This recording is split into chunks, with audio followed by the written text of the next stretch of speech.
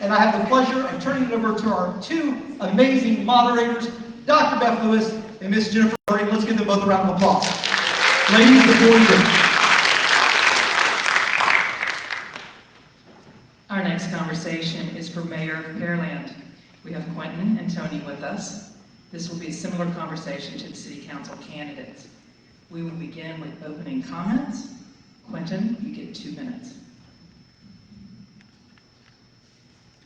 Impact, accountability, and inclusion. Tonight, when you hear from both candidates, I want you to think about the impact of paying some of the highest taxes in the nation, and even the state, the highest water rates in the region, and who we should hold accountable. Do you feel included in your city government? Not when the voting hours are set from 8 a.m. to 5 p.m. when you're at work. I'm running for mayor because I believe our elected officials should be held accountable. I've lived in Pearland for over 20 years. 10 years on the east side of Pearland, 10 years on the west side of Pearland. I've felt like you felt the impact of these decisions. I've lived the financial hardships, and I'm ready to be your next mayor. I think even more so,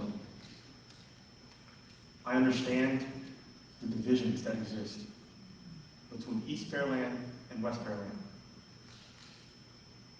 For 20 years living here, working in the community, I believe that we need to bring our community together.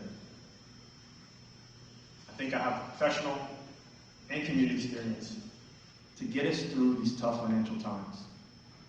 And I want to reiterate, the only way to do that is if we do it together, because together we can build a better Pearland. Tony, you have 90 seconds. All right. I'm so sorry. I'm shortchanging you. I'm sorry. You have 2 minutes. I love to talk, you know that. All right, good evening. Thank you so much to everyone that's taking your time to show up tonight, to be here and stay engaged in the future of Pearland. And thank you to the Pearland Chamber of Commerce and Dawson High School for opening up and allowing us to get up here under these bright lights. My name is Tony Carbone. I'm a husband, a dad to 3 girls, and a small business owner. And I've had the privilege of serving you on Pearland City Council for the past 13 years. I'm running for mayor because I care deeply about this community, the community I grew up in, that helped shape me, that helped me and my wife raise our 3 beautiful girls. I want to make sure Pearland continues to be a place where families can put down roots and have confidence in the future. Pearland is in a strong position. That doesn't mean we're perfect, but there's a lot to be proud of.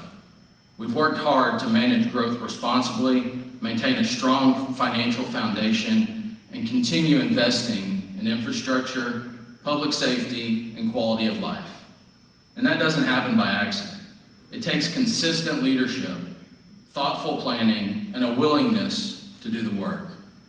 I believe leadership should be accessible, accountable, and steady. You may not always agree with every decision I make, but you'll always know where I stand. I show up, I engage, and I take that responsibility very seriously. This election is about experience, consistency, and a commitment to moving Pearland forward in a responsible way, not just for today, but for the next generation. I'm proud of what we've accomplished together, and I'm asking for your support to continue that work as your next mayor of the city of Pearland. Thank you. For each question, candidates will have up to 90 seconds to respond. The candidate who answers first will also have the option to provide an additional 60-second follow-up after their opponent has responded.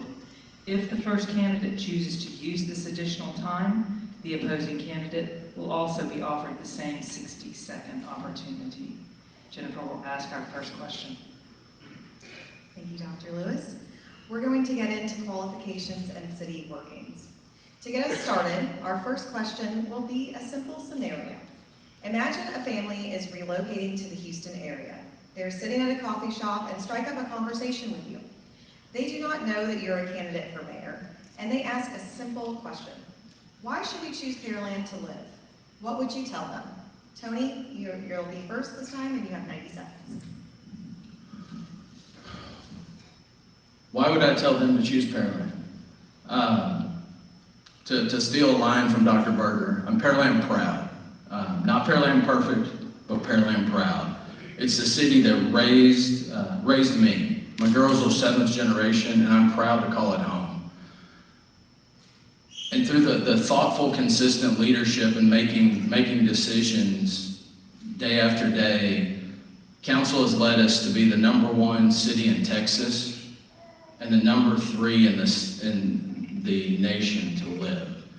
And when that came out, you hear it, I got another stat, then you look at, okay, it came from the U.S. News and World Report, okay, it's got a little credibility. Then you let that sink in, and that tells us that we're doing something right. And then I just start bragging about our schools, the accessibility of our elected officials, the parks on the east side, the west side, the Ed Thompson Inclusive Park. And I tell them it's close enough to Houston that if you want to drive in and grab a game, you can. But yet, it still feels like a small community. And we're one of the most diverse cities in Texas, and that's something to cherish and lean into. And everybody's welcome. And then I'd probably follow up and put a hard sell on it. Proud of Pearland, and yeah, I'm excited on where we're headed. Thank you, Tony. Quentin, same question to you. Why should we choose Pearland to live? That's the whole scenario? Would you like me to read the whole? Please. Yes. Our first question will be a simple scenario. Imagine a family is relocating to the Houston area. They are sitting at a coffee shop and strike up a conversation with you. They do not know that you are a candidate for mayor, and they ask a simple question. Why should we choose Pearland to live? What would you tell them?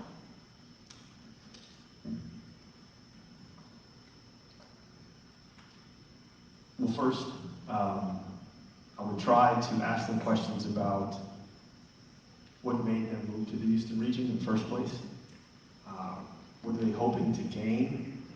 What opportunities are they expecting from leaders, from their city, from their community?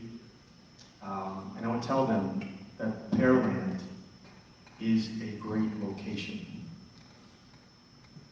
We mentioned the U.S. News report, and I think if we dive a little bit deeper into that report, you'll see that those metrics are weighted. First, in jobs. We know Pearland can't support the job base. Over 70,000, 80,000 people commute to Houston and outside. So they have to really think about the costs and expenses that it's going to take to raise their family here. In that U.S. News report, they highlight that Pearland is what it is because it's close to Houston because of the jobs. Second, we are the closest to the best medical facility in the nation. Another ranking in U.S. News reports. The third ranking in U.S. News reports says that Pearland has affordable housing. But if Pearland doesn't supply the jobs, then affordability is heavily dependent on the Houston economic region. So the top 3 reasons. Thank you. I do apologize. Your time has expired for this question. Tony, at this time you do get 60 seconds to respond if you choose. Would you like to use your 60 seconds? Good, thank you. All righty. We're going to move right into the next question. Quentin, you will go first. The mayor in Pearland does not typically vote. How do you define the role of the mayor in vision setting, building consensus, and ensuring accountability across the city? You have 90 seconds. Not to chime in, but I wasn't aware that I could bring papers, or read, but that's okay. Quite all right. So, as a mayor, I think the mayor is the voice of the council. I think it's important to understand life and shared experiences across the entire segment of our population. I'm the only candidate who has those shared lived experiences. I lived 10 years in Old Pearland, near Highway 35 where the old Killings is. I remember the old railroad and the trains passing through, waking up my kids at night before the no-blow zone. I raised my kids here. They're here. I'm proud of them. They have a foundation in Pearland ISD. My oldest son now is a junior at the United States Military Academy at West Point, and my youngest son is a senior at Shadow Creek, looking to pursue medicine.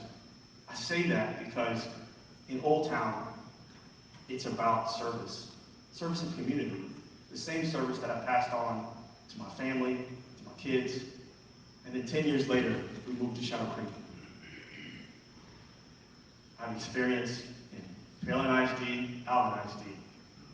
If you don't know, when you cross 288, there's higher taxes, increased mud, and an ACC, Alvin College tax. I understand the burden that we're under in these tough economic times based on the decisions of the leadership. When I come to council as mayor, it's not going to be about line items, but about life items and how that's going to impact you and your families. Thank you, Quentin. Tony, same question for you. The mayor in Pearland does not typically vote. How do you define the role of the mayor in vision setting, building consensus, and ensuring accountability across the city? You have 90 seconds. Thank you. As you said, while the mayor does not typically vote, the role is still critical in shaping outcomes. The mayor helps lead and guide constructive conversations and ensures all council members are heard. This keeps discussions productive and focused on the city's long-term direction. The mayor sets the tone for how leadership is exercised. The role also includes helping build alignment around shared priorities and then ensuring accountability once those priorities are set. In Pearland's council manager form of government, it means working collaboratively with city council, maintaining strong communication with the city manager, and making sure the city is following through for its residents and businesses. I also believe I bring a head start to this role. After 13 years on council, I understand how our organization operates. I understand the challenges we're facing and the opportunities in front of us. That experience allows me to step in on day one with context, relationships, and a clear understanding of how to move priorities forward without a learning curve. Beyond City Hall, the mayor also plays an important role in emergency management and intergovernmental relationships. Pearland needs a mayor who can bring together people that represent the city well and help move the organization forward with consistency and purpose. Thank you. Quentin, you do get 60 seconds to respond if you choose. Would you like to utilize those 60 seconds? Absolutely. We talk about building consensus and representing people. There was an opportunity on City Council weeks ago where we faced the vote to openly allow for increased voting hours. And I watched, and you can watch the video. There was no active discussion. The only thing you heard was, we didn't know. And that's consistently the theme about what happens of the decisions that impact us. Either we didn't know, we didn't care, or we didn't think about it. We could have changed these hours. We just had them. And to sit back and say that the county sets the hours is being a little disingenuous. Because if they set the hours, why did we just move from 7 a.m. to 7 p.m. and then move to a city election where it's 8 to 5? The discussion then ensued that said, we'll fix it next time. We've heard this before. We'll fix it next time. Pearland residents, you deserve a mayor who is willing to fix it now. Thank you. Tony, you get 60 seconds to respond as well. Sure. Please go watch the video. Watch the thorough discussion. Watch the facts. Don't get hung up on sound bites and clips you may see. Since that video and since that meeting, I've talked to multiple leaders in Brazoria County and have already built a consensus to make sure that when we go down to Brazoria County at the end of this year, that it will be fixed going forward. I can bore you with details and state law changes and all that, but the video outlines it fairly well. So sound bites are good, but watch the video and you can understand the truth and the facts. We'll respond to the audience. We'll remind you gently to please not have the outbursts. Thank you. At the end, you can go crazy. Our next question deals with the cost of living, and this question goes to Tony first. As conversations continue about increasing the homestead exemption, how do you weigh the benefit to homeowners against the potential shift in tax burden to businesses and non-homesteaded properties? Whew, good question. And honestly, it's a balancing act, and it's a topic that we've discussed every year on council, and we'll continue to have thoughtful discussions around that. On the one hand, you've got increasing the homestead exemption that can provide meaningful relief for homeowners, especially as property values have increased. On the other, we have to be mindful on the impact that shift would have on businesses and non-homesteaded properties, who ultimately already carry a larger portion of the tax burden. So the goal is always to find the right balance to support homeowners without creating unintended consequences on our local economy. The major opportunity I see on the horizon in regards to this is when TERS 2 expires. That expiration creates an additional flexibility in how we structure our tax rate, and it should allow us to accelerate relief for homeowners in a more substantial and sustainable way without a meaningful impact on businesses.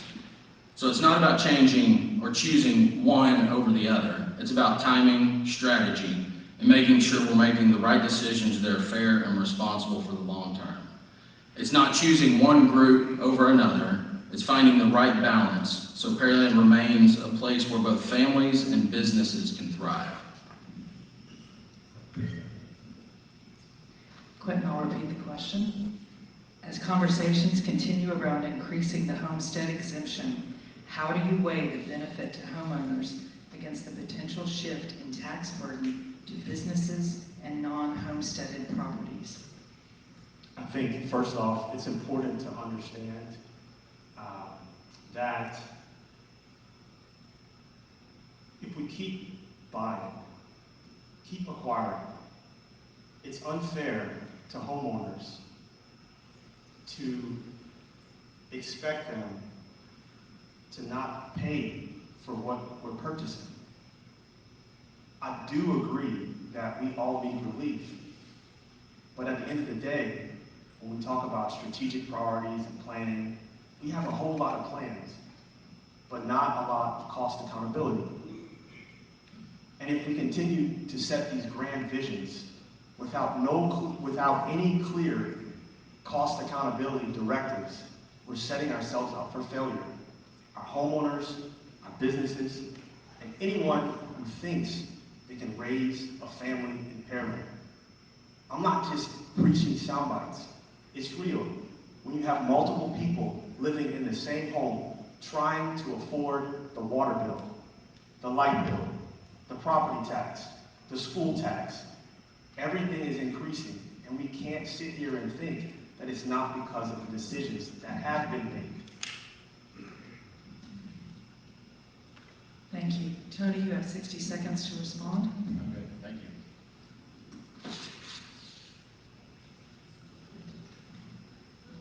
And we are back with Tony for the next question. Inflation and rising costs have an impact on the business community. How do you plan to manage the cost of doing business in Pearland? I believe that's flipped. I went first on the last one.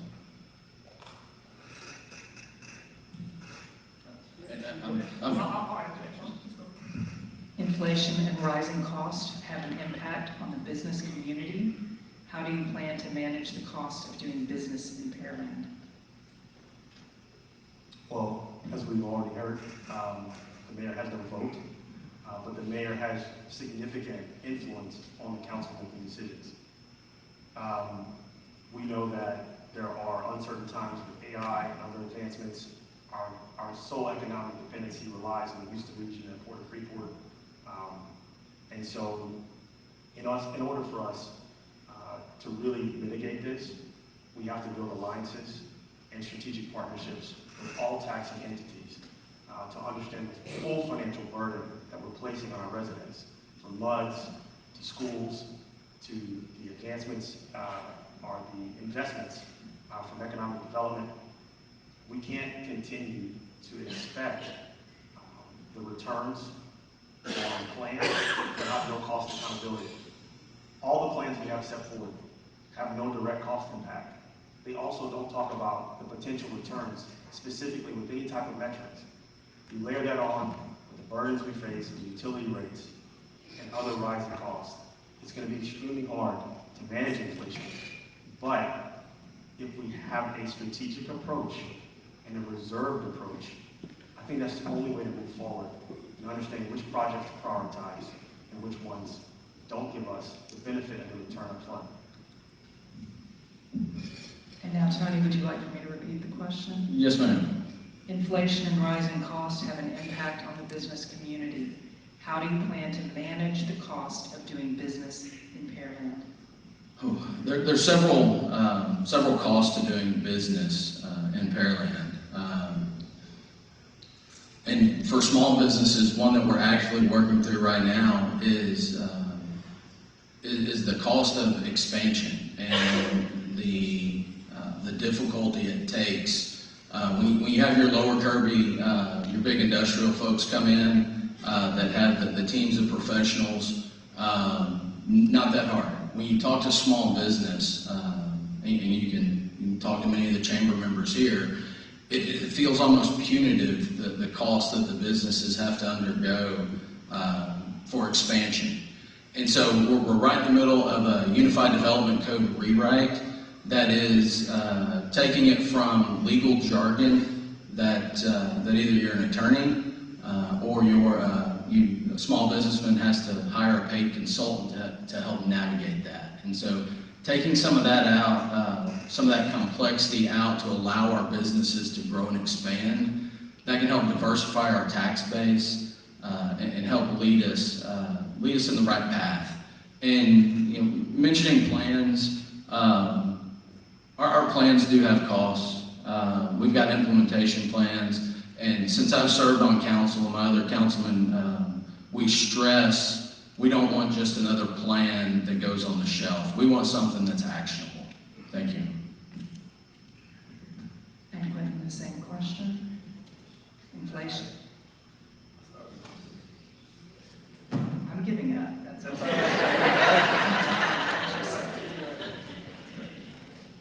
Okay. Jennifer. No, thank you. We're good. We're going to move into development and infrastructure now. Tony, this question is going to start with you. What is the most important infrastructure project inside Pearland today? And how do you plan to achieve community buy-in if needed for this project? You have 90 seconds. Just one? I think I'll take a little liberty. We're right in the middle of, or we've just wrapped up the city's largest infrastructure project in the surface water treatment plant. That's come online. We're in the middle of, again, the next largest, the Berry Rose wastewater treatment facility. And that's, if you don't have water and when you flush it doesn't go away, that's a problem. And so those are two key issues. Because if we don't take care of them, then we got bigger issues. Next up, we got TxDOT coming through with a 518 expansion, and although that's not controlled directly by the city, we are working with the EDC and providing additional resources to do what we can to help beautify that corridor so we don't get stuck with the same old TxDOT right-of-way cross-section. So those are probably the top three big infrastructure plans. We also have the 2023 bond referendum that had $90 million of drainage infrastructure. We've been systematically working through that to provide relief for folks on the drainage and flooding concerns. Thank you. Thank you, Tony. Quentin, same question to you for 90 seconds. What is the most important infrastructure project inside Pearland today, And how do you plan to achieve community buy-in if needed for this project? I think these forums are important because we can at least agree on some things. I think that's one of them. I think it's constructive debate, but I think, like Tony mentioned, the most important thing that we often don't think about is natural resources. Water. You move somewhere, I think it'll be very difficult if you don't have access to it, how that will impact your quality of life. Extremely important. I think one of the unsaid infrastructure investments that's not talked about is the investment in communication. Doesn't cost much, just effort.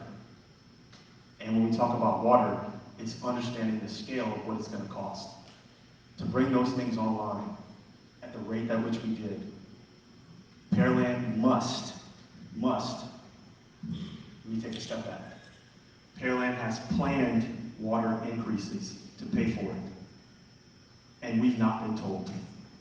If we don't pay for higher rates, our credit rating won't get hit because we bought the washing machine and the dishwasher all at once with no clear vision on how to pay for it with the residents. Put it back on you. Thank you, Quentin. Tony, you do have 60 seconds optional to respond. Would you like to utilize those 60 seconds? I'm good. All righty, we'll move on to the next question. Quentin, this one will be for you.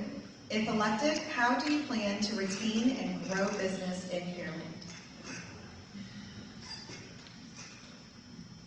Retain and grow. Retain and grow. All right, so I think one untapped area in Pearland is EDC. We know that there are significant investments that can be made. And as Tony mentioned earlier, if you heard it, he said we're going to use leverage money from EDC for beautification. Economic Development Corporation, money's used for roadway infrastructure. In different contexts, yes, it can create.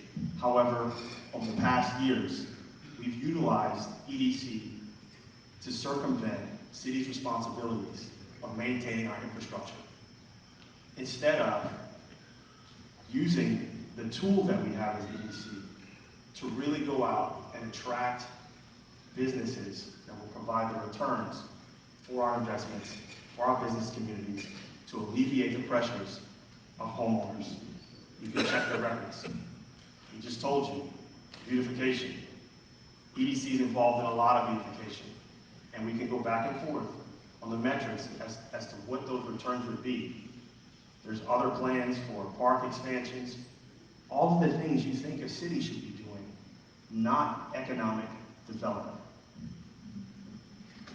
Thank you, Quentin. Tony, you have 90 seconds.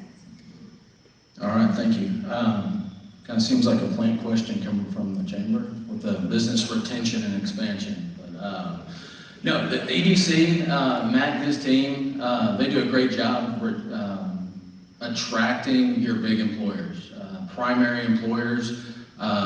They're handcuffed a little bit by the 4B state laws and what they can do, but their primary target is primary employers. If we can get the headquarters in, you get the Lonzes and the Mitsubishis and the Kelsey Seabolds. Those folks have to eat somewhere for lunch, and they get other neighborhood services as they come and go from those office buildings. And so we've got to continue to support the EDC. The EDC also partners with the Chamber of Commerce for the Business Retention and Expansion Program, where it takes the focus more to the small business. How can we make sure that we stay in tune with the local businesses that aren't getting targeted by Matt bringing in Fortune 500 headquarters? And so those two things is what helps to retain and grow the small business, as well as the the work on the UDC I mentioned earlier, I think we'll see a meaningful impact in the future on that. Thank you. Quentin, you do have 60 seconds to respond, so would you like to use those 60 seconds? Yes, sir. If we're trying to be politicians, we're going to talk. So, and politicians, I mean by representatives of the people. So, clarification. So, no, I think we're gonna sway to the tools and the resources that are available to us. I think, but in addition to that, you can't discount personal and professional experience. I worked in oil and gas for almost 15, 16 years, working for the majors. I've worked for a Fortune 100 company.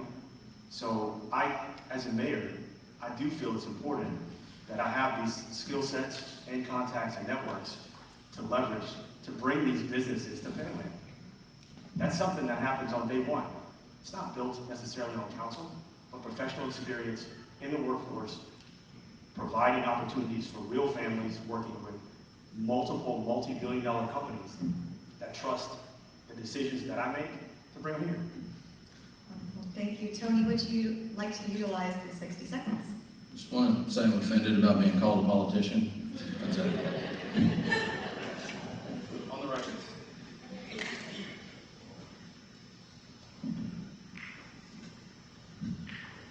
Our final question is about community engagement.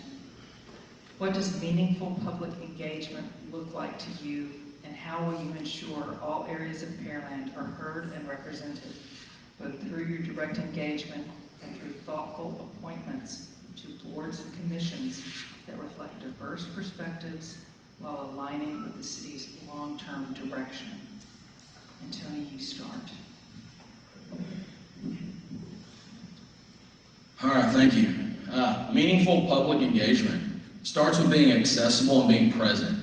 It's not just about showing up to meetings on nights and weekends. It's about being available, responsive, and creating real opportunities for people to be heard. But engagement isn't something you set and forget. It has to be consistently revisited and improved over time. What works today may not work tomorrow. We've seen that firsthand. Traditional approaches like town halls have been valuable in the past, but when you look at the return on staff time and staff investment versus the actual community participation, you don't get the return on investment that you'd expect.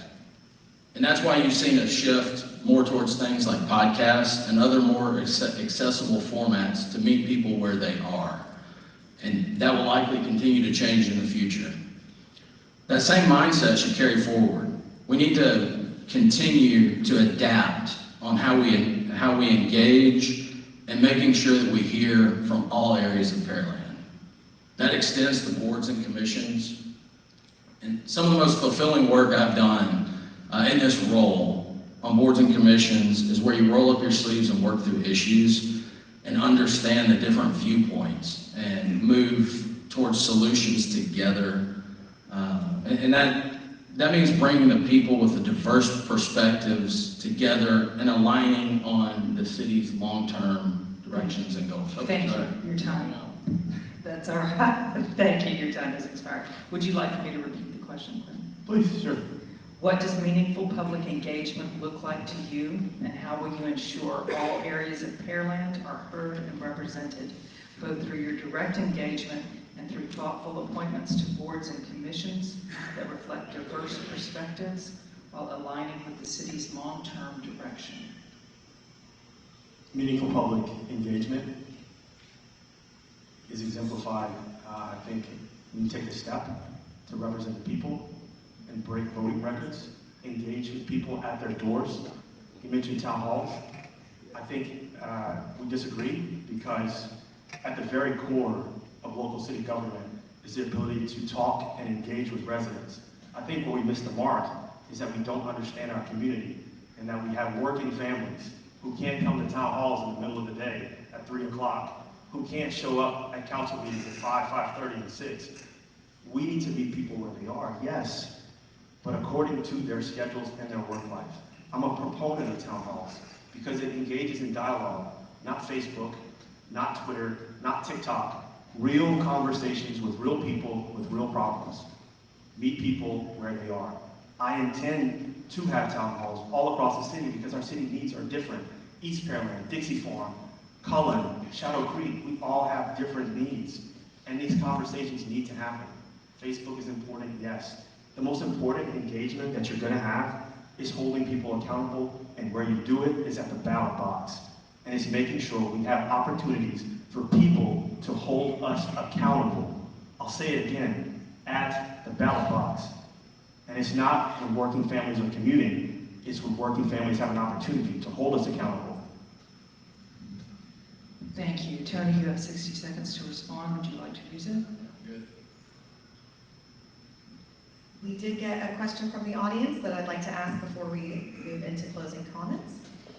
As apartments and multifamily developments continue to be a topic at City Council, how will you balance neighborhood concerns while ensuring Pearland has the housing options needed to support workforce growth and a strong local economy? Quentin, you'll go first for this, 90 seconds. 90 seconds. I think I've heard this question asked all over Pearland, and it has to do with, I think, density. I think people feel crowded, but in some areas, apartment has become a stigma and is coded language for who's moving into our towns. And I think it's unfair. In addition to that, where are they going to travel? How much congestion are we going to bring in? Those are multiple layered questions. And it hits us what I'll tell you. Pearland is not as affordable as it used to be. Think about teacher pay. Most of us firemen that even work here don't even live here because they can't afford to live here. Normal working people have a hard time paying the taxes to even live in a home and afford the bills. So while we talk about apartments and multi-unit dwellings, I really think it's important that we don't limit ourselves to our thinking, our prejudices, and our biases to understand that everyone has a right to live, and they all deserve a quality of life that we can afford. No one wants it next to them. You know, you move out to the burbs because you want to live in these houses, these big houses, with these big yards. But we have to think in the back of our minds that it's not just about the dwellings, but about the people and the stories that come here for opportunities that want a better life for them and their families and their kids. Thank you, Quentin. Tony, you'll also have 90 seconds. Would you like me to repeat the question? Sure.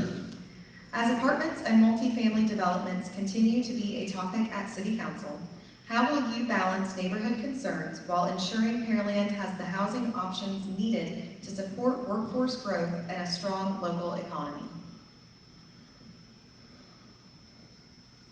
Yeah, multifamily. That's been the third rail since I was on council.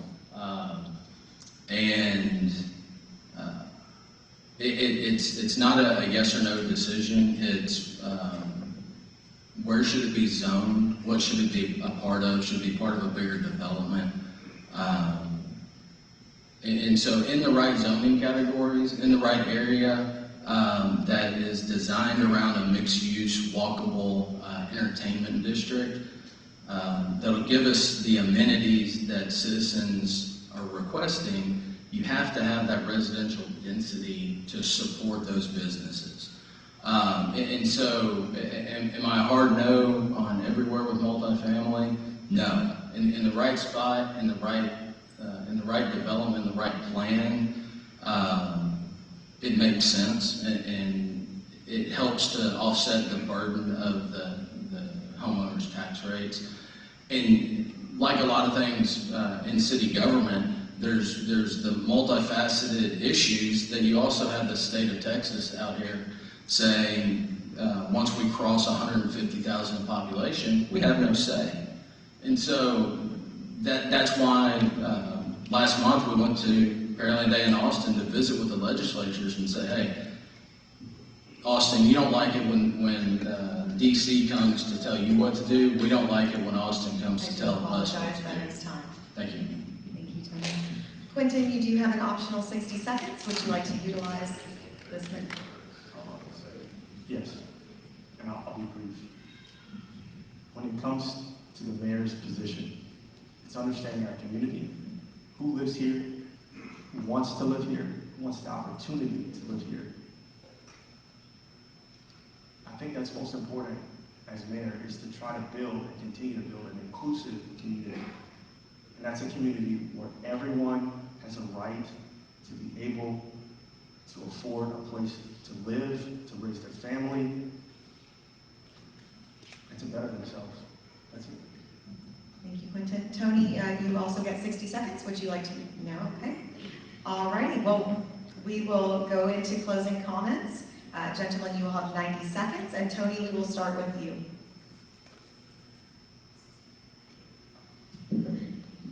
All right.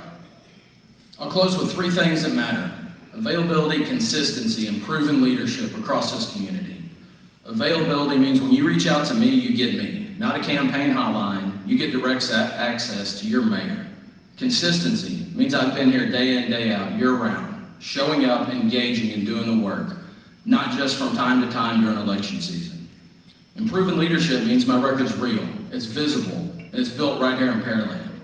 It's also why I'm proud to have earned the endorsement of both Pearland Police Officers Association and the Pearland Firefighters Association, along with other local elected officials at both the local and state level. And this reflects the trust from those who serve and protect our community every day. Earlier we talked about, I got notes, I come prepared. I read the rules and we're allowed to bring notes, and so when you see me on the council dais, I'm prepared. Earlier we also talked about accountability. This election comes down to trust and accountability. Local government code requires candidates to file a personal financial statement. The deadline for this race was over a month ago, and as of today, that report has not been filed by my opponent. It's not a campaign talking point, it's the law, with real civil penalties and criminal penalties. And it reflects a concerning pattern given prior ethics violations the same candidates had in the past campaigns. You won't see a mailer from me about it. You won't see me blasting it on social media, but it matters. Tony, I do. Thank you. Quentin, you have 90 seconds for your closing comments. Impact, accountability, and inclusion. We are in the midst of one of the most solemn times in our faith. We're celebrating Easter.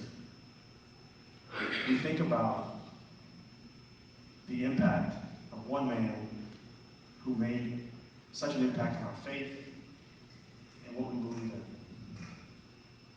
When you think about the things that we want to do as a community, we have to all ask ourselves collectively, are we representing the best in our faith and our walk with who we believe in? Impact, accountability, and inclusion. Can we lead and have a positive impact in our community? Can we hold those accountable? And are we doing everything necessary to include everyone in our community and our decision-making process? I think that's the bottom line. Don't feel like I have to defend any type of accusations, because if you look it up, you'll see I am who I am, and I'm not a criminal, as they try to think me. Thank you. Thank you both, gentlemen. Jim, I will hand it over to you. All right, I told you not to clap. Let's give them all a round of applause for the fact that they're working hard.